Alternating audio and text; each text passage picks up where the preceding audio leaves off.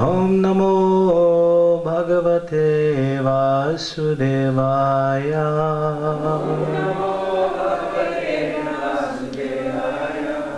So today we are on verse 16, chapter 8, verse number 16.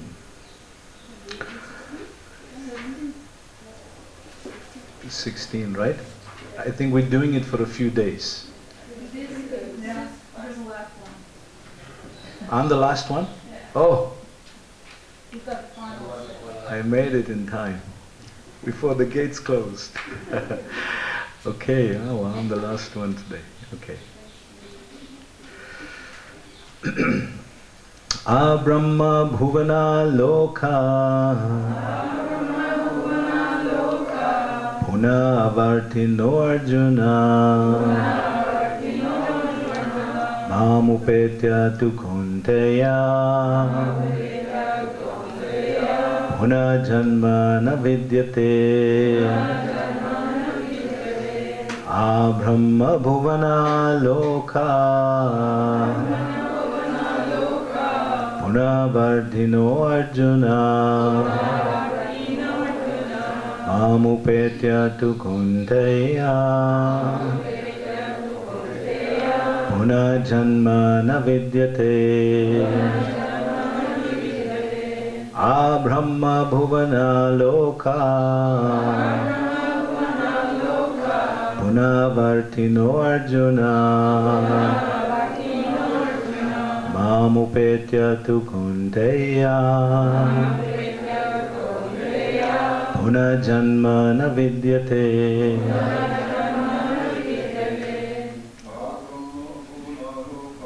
Abrahma bhuvana loka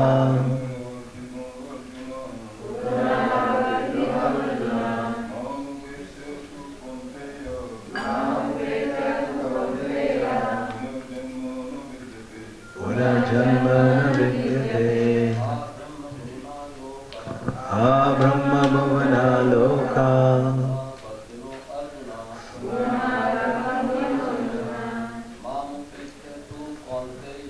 Mamupetya tu kunteya Janma na vidyate Abrahma bhuvana loka Puna vartino arjuna Mamupetya tu kunteya Puna janma na vidyate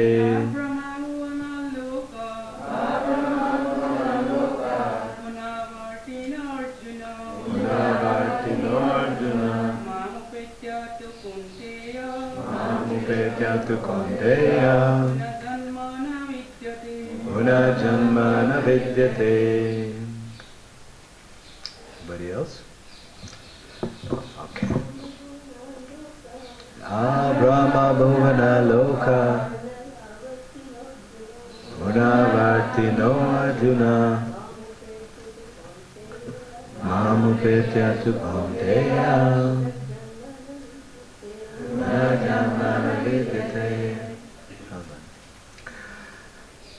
Brahma Bhuvanat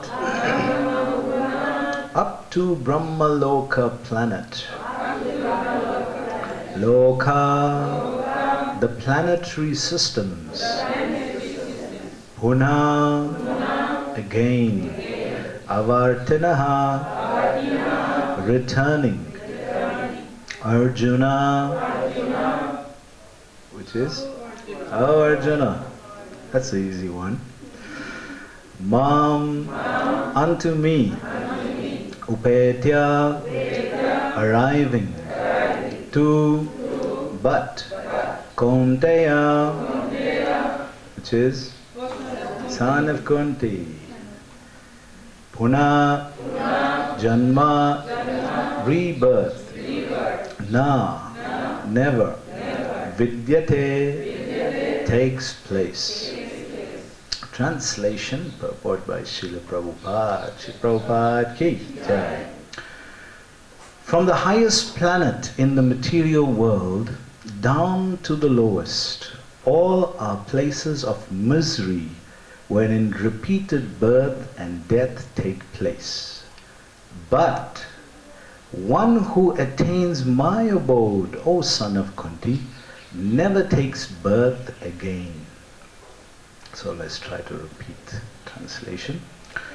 From the highest planet in the material world, down to the lowest, all are places of misery, wherein repeated birth and death take place. But one who attains my abode, O son of Kunti, never takes birth again. Purport by Srila Prabhupada. All kinds of yogis, karma, jnana, hatha, etc., eventually have to attain devotional perfection in bhakti yoga or Krishna consciousness before they can go to Krishna's transcendental abode and never return. Those who attain the highest material planets, the planets of the demigods, are again subjected to repeated birth and death. As persons on earth are elevated to higher planets, people on higher planets such as Brahmaloka, Chandraloka and Indraloka fall down to earth.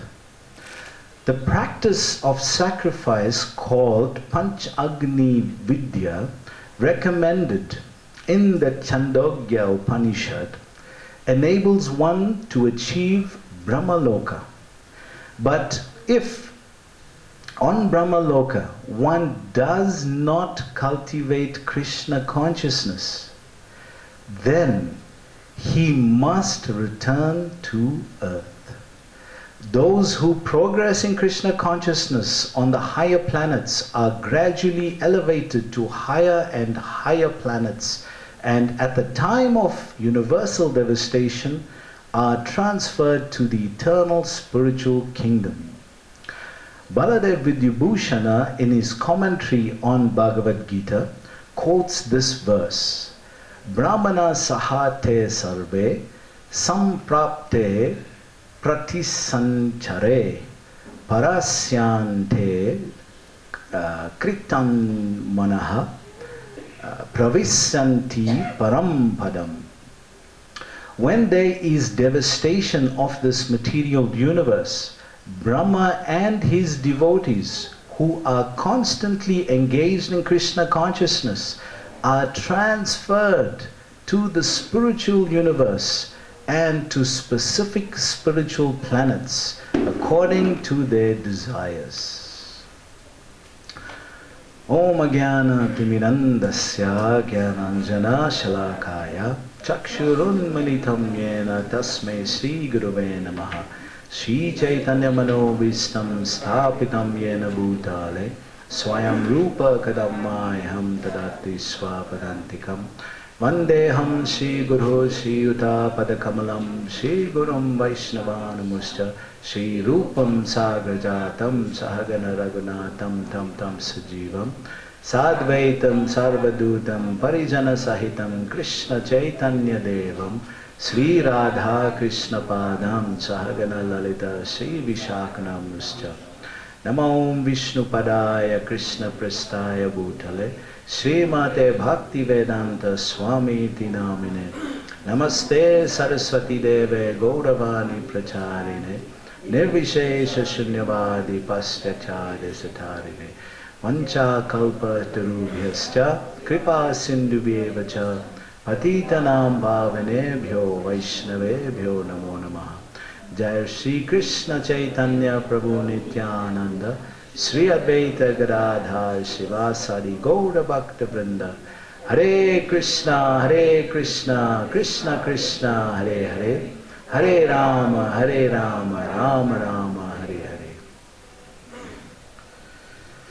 So today is the last day of with this particular verse, but before we get into the verse, we'd like to ask you something. How many of you have been paying attention to the news lately? Something was announced yesterday. How many of you heard it? Well, it's media. So what did you hear? Yes, tell us more.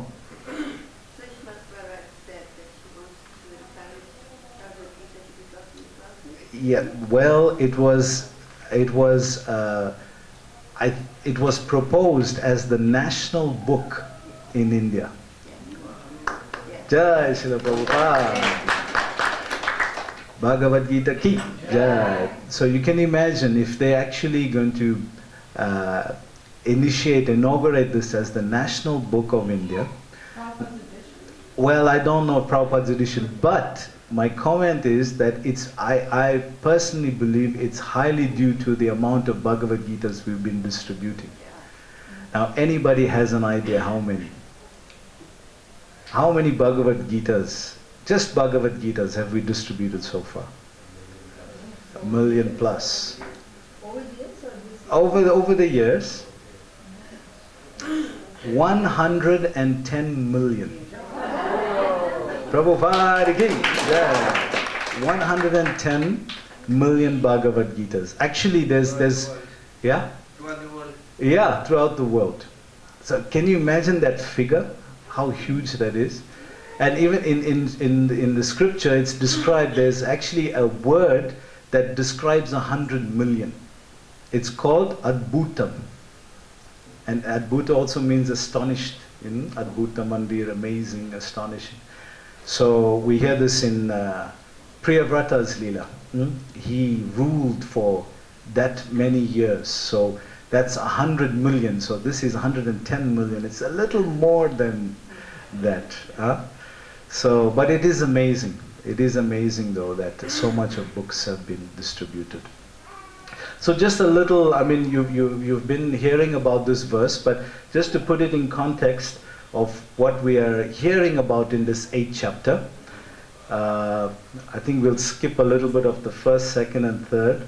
So from 16 to 22 is where we are now. So what is the content of what we are hearing about in these verses? Somebody like to read out? Remembrance by comparing natures of matter, yeah, and spirit, yeah. So remembrance of Krishna by comparison. It's remembrance for the next few verses from 16 to 22. We're going to cultivate a very special quality, that of remembrance. But it was also encouraged in the previous verses also. But in bringing it down to our grassroots level to see, because we're so connected with the material world, we need a material comparison first before we can understand the spiritual comparison, the spiritual level. So therefore Krishna is kindly giving us a material comparison. But that comparison in itself is far beyond that we can conceive. Brahma Loka. Brahma Bhuvana Loka. Right from Brahma's planet, which we have no idea where it is, somewhere there. But it's so huge, the creation. And right from that planet right down to the lowest, like we're going to hear. But the idea is to give us a reference point of, if we can conceive that the vastness of creation is so amazing, it's so unfathomable, can you imagine the person who created it then? Can you imagine that person's potency, his abilities? That is Krishna. So Krishna is giving us statistics from what we can relate to. So let's see how he starts. So from the highest planet in the material world, because there are high planets also in the spiritual world, right? Of which the highest is Golok, Vrindavan. So Krishna says, from the highest planet in the material world down to the lowest, all are places of misery. So it's not a very nice way to start, but it's a reality. And what is Krishna's authority in saying this? He created, Bhokta Jagatapasyanam Sarvaloka Maheshwaram. He's the one. Sarvaloka Maheshwaram. He's the supreme controller of all of this. At the same time, he's independent of it. So he's saying it. So he has an authority to declare what is the nature of what he created, because he has a certain purpose. He has a motive in the way he's created it. And he's saying it is not very pleasurable. Actually, it's miserable. And the more we're trying to understand this, the more we're actually going to elevate ourselves. Miserable. We're in repeated birth and death. So it's not only once that it happens, that one gets born and one dies. It's repeated again and again. It's a repeated process. So when something is repeated consistently, it becomes a cycle. Just like seasons, it becomes a cycle. So that's why Prabhupada would express it as the cycle of birth and death. Repeatedly take place. So what we're trying to understand here is as a practice of yoga. Remember, we're in the bhakti section now. 7 chapters started the bhakti section, and we are practicing as bhakti yogis. So as bhakti yogis, we are trying to practice yoga, and yoga is a very subtle science. It's a very subtle aspect of understanding ourselves and interaction with the world, and understanding who's the controller of it. So although it's Krishna is describing it as miserable, at the same time he's saying, for one who surrenders unto me, he comes to my planet. So we're going to hear a little more about that.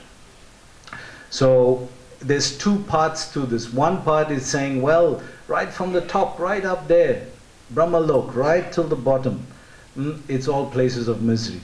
So oh, what's the hope now then? But there's a big but there. So Prabhupada, this is the consistent mood in which Prabhupada also writes, that he explains the reality, the vivid reality of the way it is, and then he gives the panacea, the hope that this is what, if you follow this practice, this is what can be achieved, despite how difficult it looks, despite how negative it looks. So Prabhupada does, and this verse in itself explains that. But one who attains my abode, Krishna is continuing here, one who attains my abode, O son of Kunti, never takes birth again. So although Krishna has explained that there's a cycle here of birth and death, but for one who attains his abode. So what is significant about attaining his abode? Why do we want to go to that place? Because he's there. If his abode, if it's his abode, he's there. So we want indirectly, he's not in a humble way, he's presenting that I'm the one you're actually looking for. This is what you came to the material world for, trying to find me here. You're not finding me here. If you aspire to come to this abode, then I am the one who resides there. And Arjuna made that same mistake also in the 11th chapter. Because he says to Krishna, I want to see this form first, Krishna. I want to see this universal form. And at the end of it, he started with 2 hands, then 1,000 hands, Sahasrabhuj. And then he came down to 4 hands, Chaturbhuj. And then Saumya Rupa, 2 hands again. And then he took him to a whole cycle. And then he says, oh, Krishna, it's you at the end of Madhusudan. I want to see that beautiful form. So he had to see that whole cycle first before he became convinced that, oh, it's you actually, Krishna. So he was convinced, but remember, he's showing us that, yes, we know you're not convinced here. So Prabhupada starts in the purport. Okay, we'll switch it on. Switch off. Okay, maybe we can try and show something there first.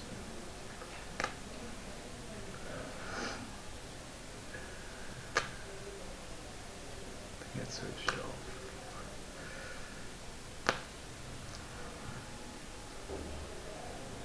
Is the light still on there? Is the light, is a green light? Okay, so it didn't trip off. Okay. Okay, while that is getting ready, we'll come back there. Okay, so Arjuna starts this chapter very, very significantly. It's one of the most interesting chapters of the Gita. Why? Because it's 7 consecutive questions that are asked here, one after the other. Actually 6 and then the 7th one. So we only find that happening again in the Gita, in the 1st chapter and in the 3rd chapter. And other than that, we don't find so many questions being asked one after the other like that. But we see this here in this chapter, in the beginning of it. Krishna, Arjuna really, so basically what he's doing, he's summarizing all that he's heard. He's summarizing, okay, demigods, yajna, who is the Adi Deva. He's just summarizing, yes, you spoke about these things. But what becomes very significant is the 7th question that Arjuna asks, because it's concerning death and perfection of life. So that Krishna hasn't touched yet. And why is it significant? Because as a yogi, that's your ultimate test. You may perform other practices of yoga, like karma yoga and jnana yoga. But if you don't complete that yogic process, there's no way you're going to attain a perfection. You'll have to reach, or you have to practice in another lifetime. Suchinam Srimatan Gehe, Yoga Brashto Vijayate. He takes birth in another family, Suchinam, in a Brahmanical family, or in a wealthy family. And from there he continues. So it's significant. But in Bhakti Yoga, whatever one has achieved, there's no loss or diminution. One can continue with that path. But in the other yoga processes, it's not like that. So Krishna is actually going to explore this point. That's why for the rest of the chapter, although he answers the questions up to verse 5, but for the rest of the chapter, he starts explaining this point of death and how one can attain perfection at different times of death and things like that. We're going to even hear more. Okay? So,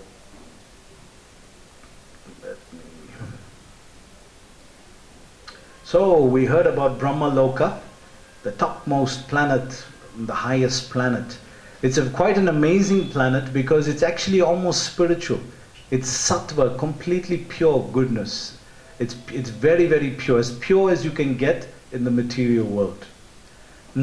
But at the same time, it has some kind of material conditioning. Otherwise, it won't be in the material world. So what is that conditioning? It's a slight tinge of ego, that you are still something material. You're still feeling that I am doing things and I'm the controller. Because at the end of the day, that's why we came to the material world. So as wonderful as this planet is, it's even described in the story of Priyavrata Maharaj in the 5th canto, that the personified Vedas, when Brahma came to convince Priyavrata Maharaj to take leadership or emperorship of the whole planet. So at that time, different personalities had come with him.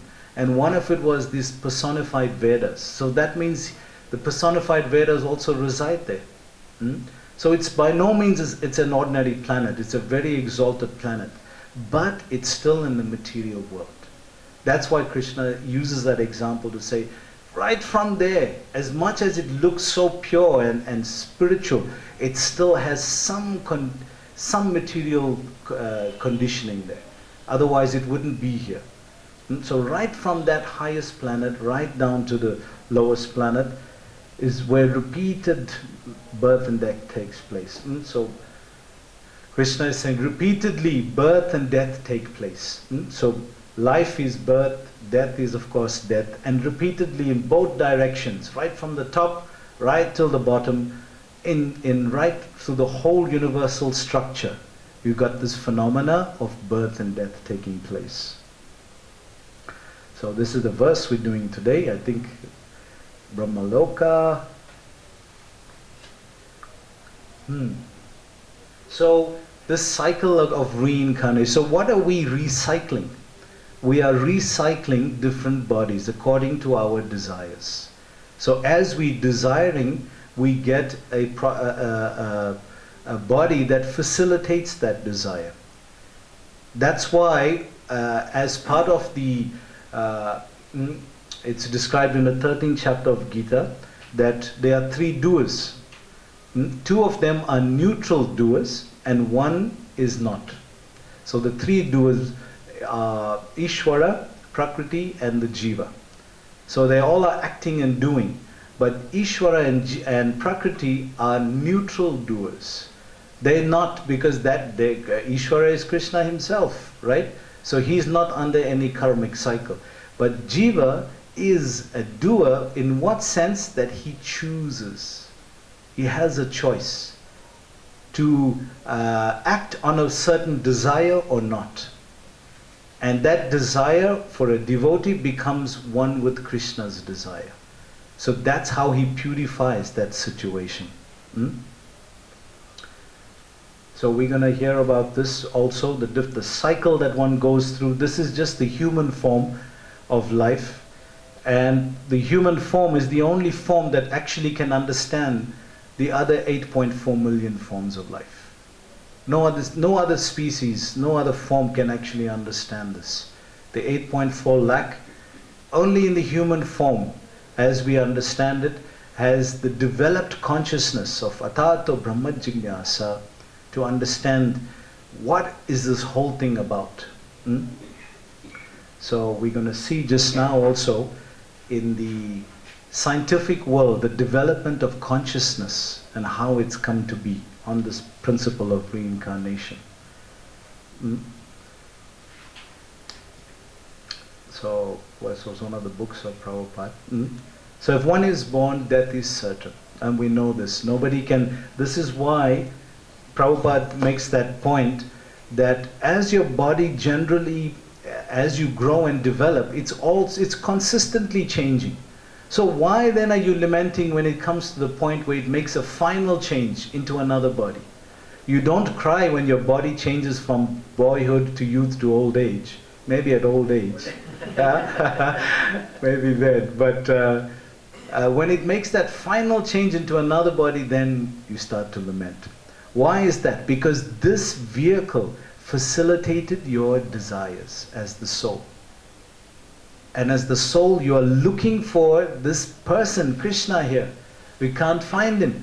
But the closest thing that facilitated, tried to satisfy you, was the medium of the human body.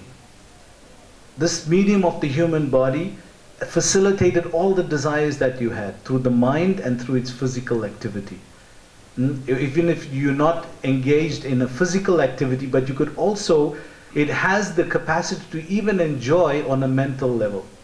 So you can still enjoy a pizza or whatever, some sweet or something in your mind.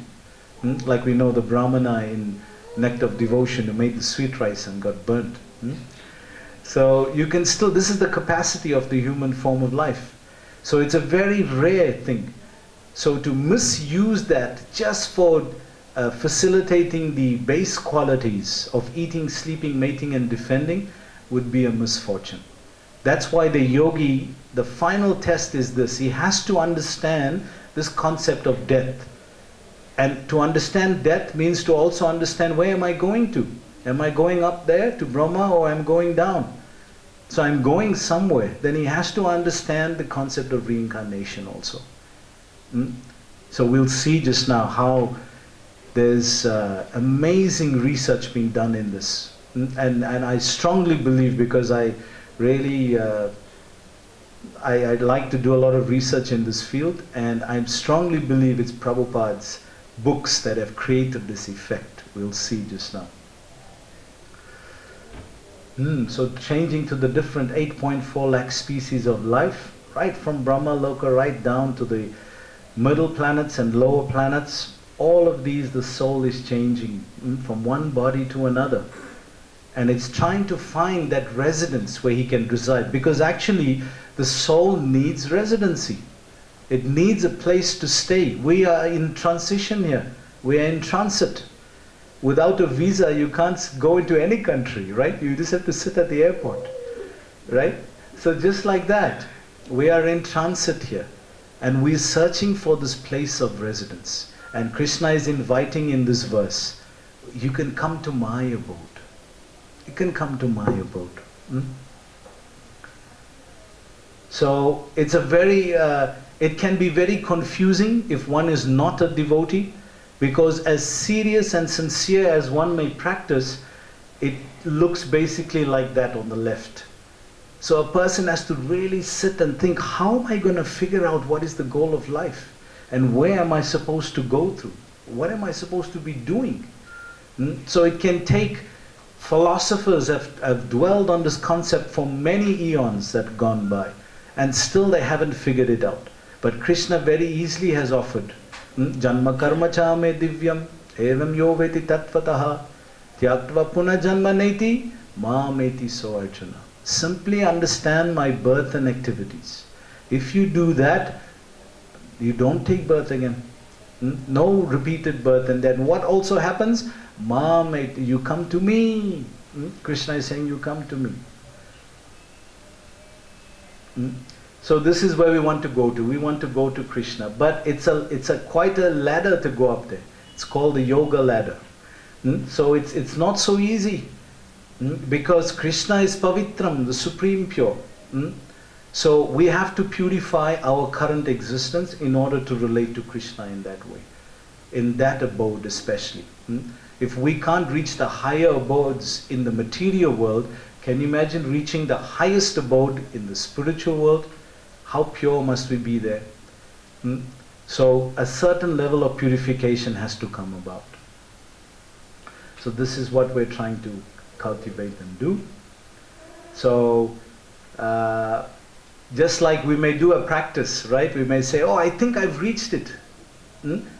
Like it says there, right? You've come to the house of God and welcome through the gates of heaven. So it's just the gate, and we think we've reached something, that the house of God must be the gates of heaven. But the heavenly planets, the topmost of it is Brahmalok. And it's still within this material world. So if you do it on your own strength, you'll still fall short. You'll still be within the material world. But Krishna is giving an invitation to his abode, not just in the material world. So we want to transcend. As much as Brahma is prayerful and pure, actually his whole body is made of intelligence. Can you imagine? And he has 4 heads, by the way. So what an amazing person this is. And still he has some kind of conditioning to still be here in the material world. So it's not going to be an easy process. So the current understanding of life is just birth, school, work and death. That's the way we live these days. Who's thinking higher? Who's thinking about Brahma Loka and higher than that? So basically life comes down to, in its simplicity, to this form. And with this level of consciousness, one cannot make the higher transition. One needs a higher level of consciousness, a more introspective outlook on life. So there are many avenues for that. Just like there are many invitations, like in Swarga, they'll say, why don't you come here? There's beautiful gardens, there's beautiful lakes, there's beautiful people. Why don't you come here? And if you're doing karma kanda, you can come, you can achieve celestial bodies. You can achieve better ways to enjoy. So many, just like there's so many openings there to that place, there are so many invitations that are being offered. But for the Krishna Bhakta, for the devotee, he's understood. It's repeated birth and death, and it's miserable. He has some idea of it, and he's practicing to deepen his realization on it. So as much as there may be different invitations, still it's repeated birth and death, and still it's miserable if it's in the material world. So we want to transcend that. So this is an interesting one. So I think it comes from the Christian tradition, right? So the meek and humble inherit the earth, and the rest of us go to the stars. So they say, well, if you want to stay here, it's fine. We'll go up there. So it's still within the material world. Remember that. That's what they're missing, the point they're missing. It's still within the material. They have some desire for it. They have some desire to practice spiritual life, but it's still within the material world. It's within this sphere of conditioning, where there's no love for Krishna in this state. We forget that relationship with Krishna in this current state that we are in. But by the practice of bhakti yoga, it's revived, and Krishna is constantly giving invitations like this. So right from the top, this is one universe. This is just one universal structure. How many universes are there? Unlimited. Unlimited. Somebody was speaking the other day about dark matter. That the scientists, they only know about 4%, 3 to 4% of what is out there. The rest of it they have no idea of. They can't even conceive of it because it doesn't relate in like how matter relates. It has a different properties. So they can't even examine it. So it's a very interesting concept. And within that, still we are conditioned. We haven't even transcended that. So right from the top, Brahmaloka, right to the bottom, it's all going to be a struggle until we come to Krishna's lotus feet. And he's offering that invitation. And it's based on karma. Due to our karmic activity, we go up, good activity, pious activity, and if you impious, then you go down. So, but what bhakti yoga does, it breaks the cycle of karma. And gives us an opportunity to develop a loving relationship with Krishna. So different universes, Brahma again there, praying. This is an idea, some kind of idea of what Brahma Loka will be like. That's with his consort. So it's a very celestial plane, very beautiful, almost spiritual plane. But it's still material again. That's the point we want to get to. So, and who will remember us? Who will remember us in a few years from now? We'll just be a tombstone, Yeah, those people lived in that Brahmanda, Somewhere there, those people, those souls were there. Who will remember us? So how important is it that we facilitated that particular desire right now? But if we think about it carefully and we can connect ourselves to Krishna in yoga, bhakti yoga, Krishna consciousness, then we can still enjoy Krishna's prasad. And by taking Krishna's prasad in different ways, through service, through food, through different cultural presentations, through study of scripture, so many different 9 processes of devotional service that are there, then we can transcend. Otherwise, who's going to remember us here? That's why it's so amazing that Krishna actually wants to have a relationship with us, although we are so insignificant as one tiny earth planet in this huge creation.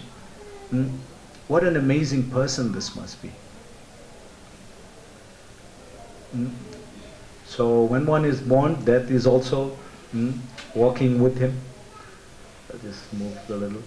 And then of course, when it finally comes, death finally comes, then one doesn't know what to do and how to handle it. Because it doesn't warn us. It doesn't warn us. It's there. So if you didn't have any proper devotional sentiment or any sambandha gyan with Krishna, then you're in a panic state. Because what's going to happen now? Did I do enough? Did I inherit enough mercy, like Brahma is saying? Dayabhak, tatenu kampam. Did I earn enough? Did I distribute enough Bhagavad Gitas? Did I do enough so that I can at least make it to the door and Prabhupada will open the back door? Did I do enough? So we don't want to, because when death comes, there's a panel also, the death panel who watches our activities and how sincere we're trying to focus on this. And when death comes, it's usually like this, in a charming way. Before we know it, it's in front of us and saying, oh yeah, I've come to escort you now. I've come to take you. So we belong to Krishna. We are Krishnas. So he has to come to take us. We want him to come. We don't want some skeletal bone structure to take us, right? So we want to endeavor sincere enough so that we attract his attention in our efforts. So before we go there, I just want to, okay. Alright, I just want to read a little bit through Prabhupada's purport here before we show you some very interesting concepts. Yes.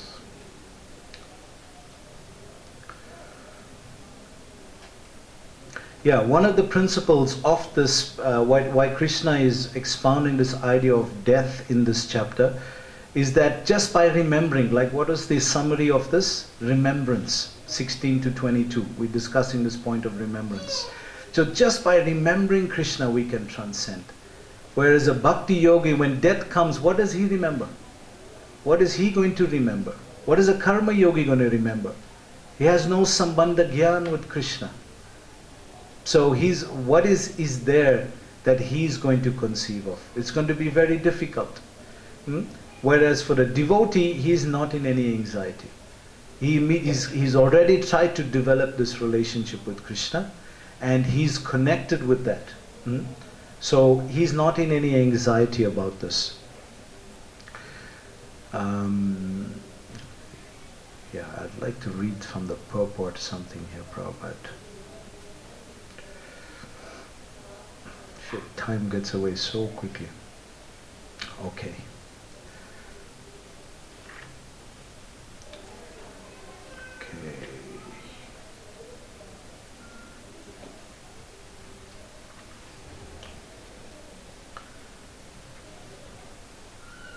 Just a minute, yes.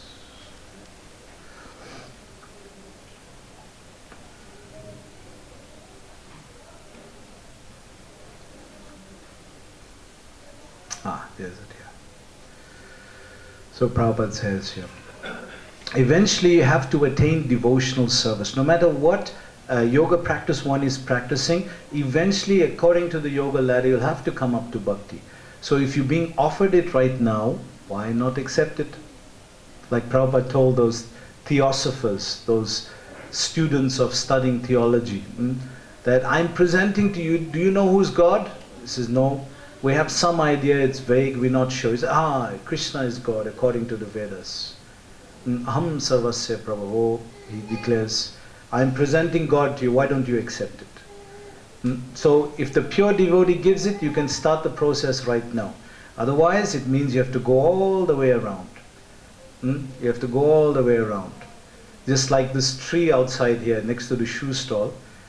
You can go to the tree, or you can go all the way around, do one parikram and come around that way. Right? So if the tree is right here, just go right here. Otherwise, you have to go all the way around and come back to the same point. So we don't want that to... We got a chance in this, although this age is so difficult, but this wonderful moment of this golden age within Kali Yuga is so rare. It's so rare that it comes. Especially when Lord Chaitanya, the original Lord Chaitanya has come. It's very, very rare. O Krishna, before they can go to Krishna's transcendental abode and never return. So the yogic desires... okay, let me just skip this part. There's really something nice I want to bring out here. As persons on the earth are elevated to higher planets, people on the higher planets such as Brahmaloka, Chandraloka and Indraloka fall down to the earth. Now there's an interesting twist that happens here also. Because one may think, okay, I've reached the topmost, Brahmaloka, and then it's natural that I should progress to the next stage. But there is no material next stage. Remember, you could have reached there by some austerity, just like this quote that Prabhupada puts here from the Chandogya Upanishad. that if one does this particular Panch Agni sacrifice, then by doing that kind of offering, one can actually be promoted to Brahma Loka. But has he climbed the ladder? Or has he developed the devotional sentiment through the yoga system? He hasn't. But yet he's reached right to the top. So he doesn't have a connection with Krishna. And like Prabhupada said at the beginning of this, unless that is there, he cannot proceed. He'll have to come back down. So it's not that you are right there now that you can proceed. No, it's a high possibility if you don't have this sambandha gyan with Krishna or Krishna consciousness, you could very well come down, like Prabhupada very strongly admits, says here. It's called the Panch Agni Vidya, recommended in the Chandogya Upanishad. Enables one to achieve Brahma Loka. But if on Brahma Loka one does not cultivate Krishna consciousness, then he must return to the earth. So not only, where is he returning to? He's returning to the earth. So from there to come back to earth, wow, that's a big drop, right? That's a huge drop. Those who progress in Krishna consciousness on the higher planets are gradually elevated to higher and higher planets, and at the time of universal devastation are transferred to the eternal spiritual kingdom. That's if they cultivated Krishna consciousness. Baladev Vijibhushan then says in his commentary on the Bhagavad Gita, quote, and he quotes this verse, when there is devastation of this material universe, Brahma and his devotees, that means those who are staying there with him, and who are constantly engaged in Krishna consciousness, are transferred, they moved, transferred to where? The spiritual universe and to specific spiritual planets according to their desires. So according to their desire, because now it's a spiritual desire. But where now, once you enter Vaikuntha, where are you going to go? Left, right? Where do you turn?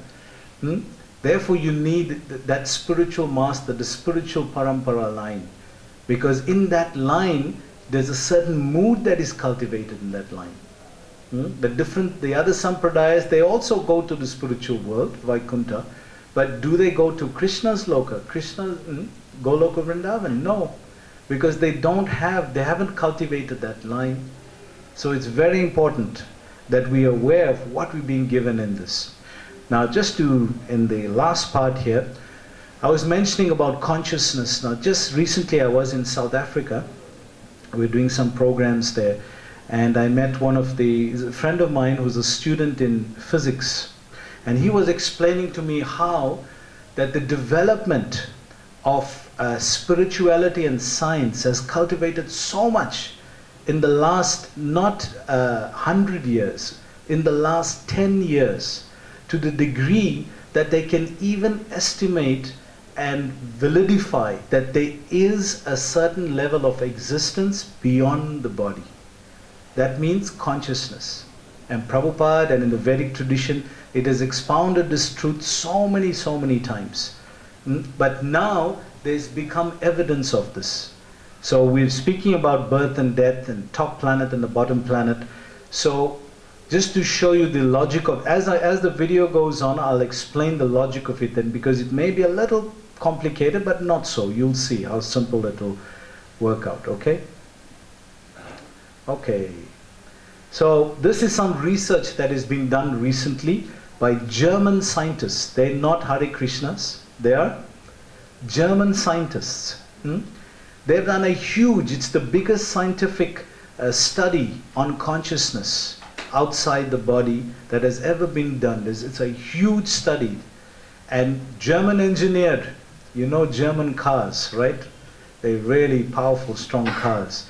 So these scientists did a study on this, showing that even after the body, there's no brain or bodily activity at the time of death, there still seems to be some kind of resonance of consciousness.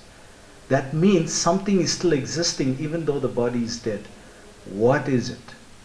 According to Bhagavad Gita, it's very simple. But for scientists, they need hardcore proof. So this is what these scientists have come up with. That They've done a huge study on this, and they've found that even though the body has died, and under an MRI scan, they see that there's still brain activity, although the body is completely dead. And there's no consciousness, so to speak, in the body. So what is happening there? There's some kind of activity which is beyond what they are. This is the news report on it, so you can hear it quickly.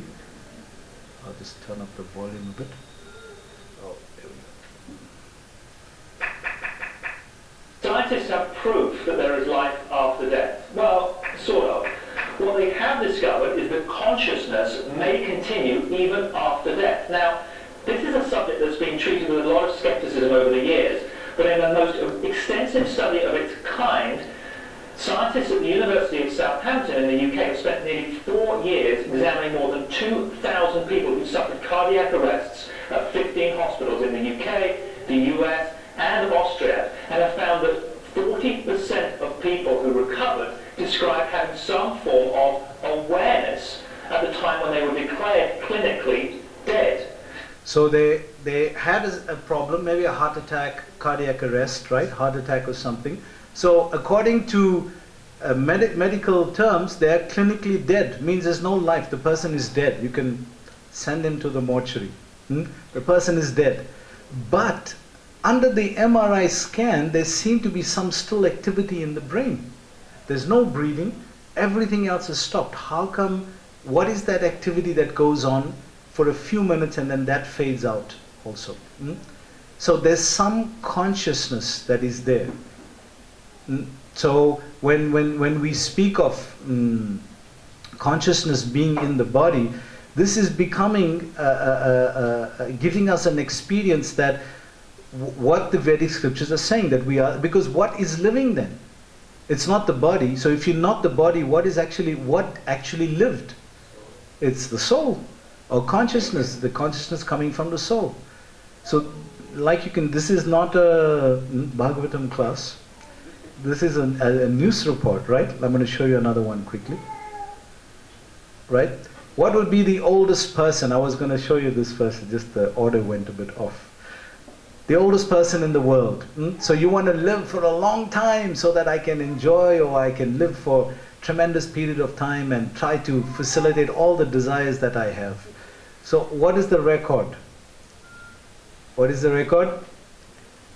Mr. Lee Chun, yes, Lee Yun Chun, 256 years. He's the oldest record, the oldest man that has ever lived. So even within this body, even though you may, of course yogis are there that may have lived a long time, but this has been documented. So you may live that period of time, but if you don't develop that relationship with Krishna, or have the spiritual connection, then what would be the value of your life? A long period of time wasted. Wasted. So this is the documentary that showed life existing even after the person has died. I'm an ICU physician. We take care of critically ill patients. These are the sickest patients in the hospital. And to some degree, some of these patients are so sick they're beyond our medical care, and they pass away. We try very, very hard to make sure our patients die pain-free. That generally means that we give them an adequate amount of pain medication. In order to make sure that our patients are comfortable, we often use an EEG monitor that helps us know what the level of consciousness for our patients. As the patient approaches death, the level of consciousness as measured by these EEG devices goes down to very low levels and then eventually goes to zero. So zero means person is dead, right? So it's coming to that point there right now. So the life within the body is fading, fading, fading, and then it's going to stop, right? You see there? It has stopped now, right? But watch what happens all of a sudden now. So if this one is no longer breathing. So at that point, the patient is no longer breathing. So he's clinically dead. The person is dead. And this is essentially a patient who is now passed away. So the person has passed away. Okay? But what starts happening on the monitor all of a sudden? After they die, patient's monitor shows a surge in brain activity. There's a surge in brain activity. Now how can that be? Because if the brain is part of the body, if the brain is dead, it died with the body also, didn't it? So how come you got activity in the brain after a period of 3 minutes or so? How come that's happened? That means what is creating activity in the brain? It must be consciousness. Because physically the body is clinically dead.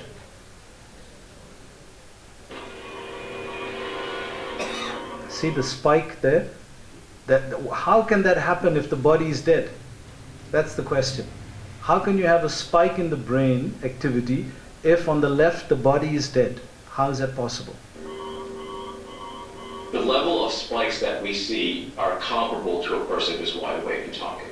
So, you heard what the doctor said? It's like the activity in the brain is as if the person is wide awake and talking, like I'm doing to you now. And yet, the person is clinically dead. So how is that? What is happening there? What's this about? This spike often lasts 2 to 3 minutes. Unfortunately, because we're using instruments and our inductive reasoning senses, we only have a 3-minute experiment of this. After this, we don't know what happens. But within 3 minutes, we can definitely see that there's something happened here, whereas the person is clinically dead and all of a sudden there's brain activity. So it still proves that how does there's something happening in the brain? It must be the consciousness or the soul still within the body. Otherwise you can't explain this. I want to impress upon you how amazing this is to be sitting at the bedside, looking at a patient who is effectively dead, who has an EEG monitor at the level of someone who's awake, alert, interacting with you. This is a very striking finding. The reaction from the physicians and the staff and the nurses to this spike was quite variable. Some thought it was quote-unquote spooky and didn't understand what to make of it.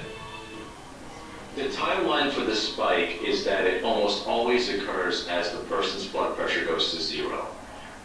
That means when they die, when the body blood pressure stops, means there's no circulation in the body of the blood, you're dead, right? Yet to see this occur in a patient who has a normal blood pressure. We speculate that for some patients who are resuscitated and recall this event, that this could form their quote-unquote near-death experiences.